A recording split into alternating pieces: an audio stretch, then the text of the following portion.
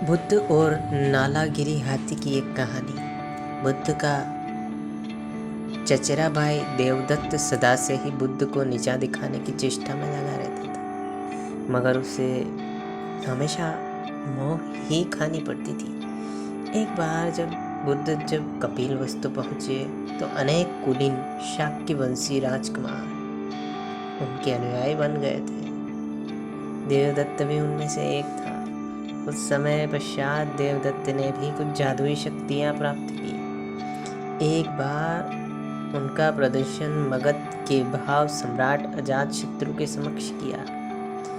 वहाँ वह एक शिशु रूप में प्रकट हुआ था, जिसने सांप की मेखला बंधी हुई थी। तभी अजातशत्रु उसे परम आदर की दृष्टि से देखता था। कुछ दिनों बाद देवदत्त मगध से लौटे। जब संघ में वापस आया तो उसने स्वयं को बुद्ध से श्रेष्ठ घोषित किया और संघ का नेतृत्व करना चाहा। भिक्षुओं को बुद्ध से विमुख करने के लिए उसने यह कहा कि बुद्ध तो बूढ़े हो चुके हैं और सठिया गए हैं, किंतु भिक्षुओं ने जब उनकी कोई बात ही नहीं सुनी, वह बुद्ध और संघ दोनों से द्वेष करने लगा। खिन्न होकर वह फिर वापस मगध पहुंचा और अजातशत्रु और महाराज बिंबिसार का वध करने के लिए प्रेरित किया, क्योंकि बिंबिसार बुद्ध और बुद्धों के प्रचुर प्रयस्य प्रदान करते थे। प्रारंभिक दौर में बिंबिसार को मरवाने की उसकी योजना सफल नहीं हुई, अतः उसने 16 धनुर्धारियों को बुद्ध को मारने के लिए भेजा। किंतु बुद्ध के व्यक्तित्व से प्रभावित होकर सारे उनके अनुयायी बन गए। क्रोध में देवदत्त जब बुद्ध पर ग्रीककुट पर्वत की चोटी से एक चट्टान से लुढ़काया, जिसने पहाड़ से उत्पन्न 2 बड़े पत्थरों ने रास्ते में ही रोक लिया। देवदत्त के क्रोध की सीमा नहीं रही। उसने एक ही मगध राज्य के अस्तबल में जाकर एक विशाल हाथी नालगिरी को ताड़ी पिलाकर बुद्ध के मार्ग में भेज दिया। नालगिरी के आगमन से सड़कों पर खलबली मच गई और लोग जहाँ तहाँ भागने लगे। तभी बुद्ध भी वहाँ से गुजर रहे थे।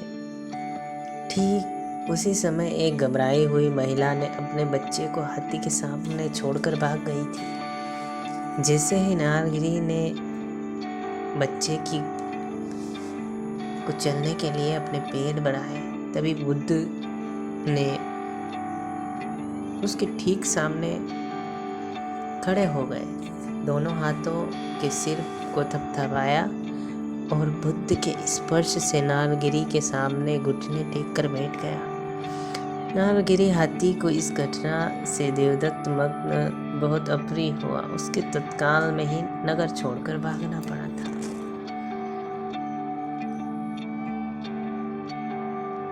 सिद्धार्थ और हंस।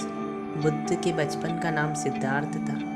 सिद्धार्थ नाम का अर्थ होता है जिसने अपनी सभी इच्छाओं को पूरा किया। यह नाम उनके पिता राजा शुद्धोधन ने रखा था, क्योंकि जब बुद्ध का जन्म हुआ तो सभी ज्योतिषियों और विद्वानों ने यह भविष्यवाणी की थी, यह बालक बड़ा होकर एक महान सन्यासी बनेगा।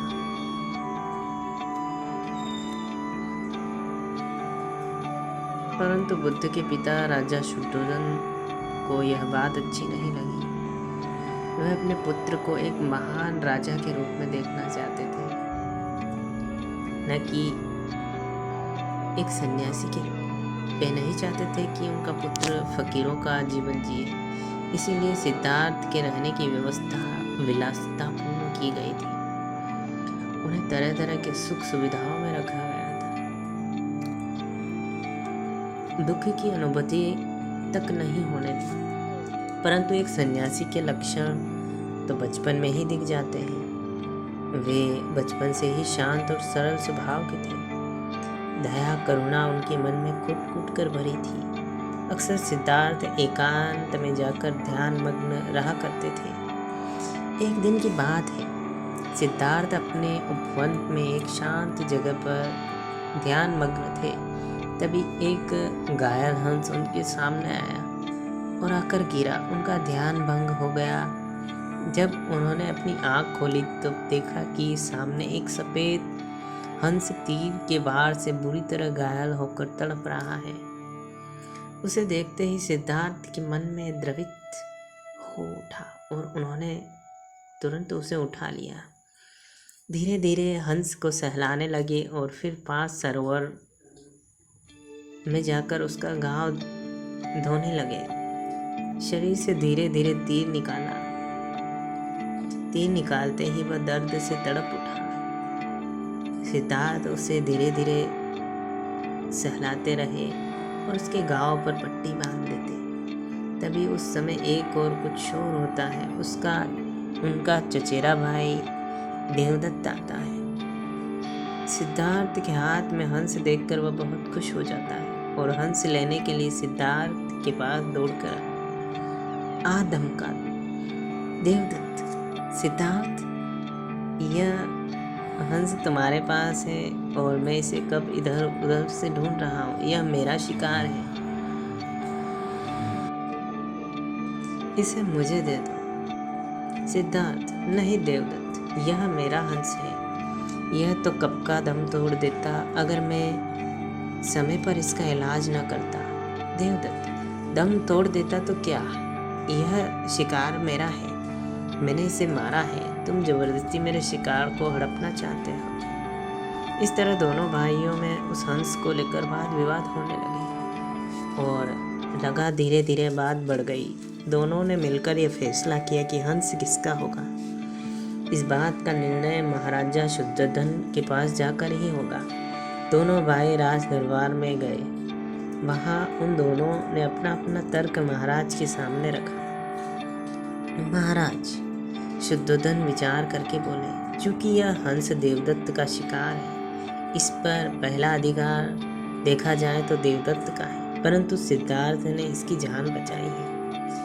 मारने वाले से बड़ा बचाने वाला होता है, इसीलिए यह हंस सिद्धार्थ का हुआ। महाराजा शुद्धोधन का निर्णय सुनकर सिद्धार्थ की आंखों में चमक सी आ गई और वे उस हंस को धीरे धीरे शरीर पर अपना हाथ सहलाने लगे। तो यह कहानी आपको कैसी लगी मित्रों, आप ज़रूर बताएं।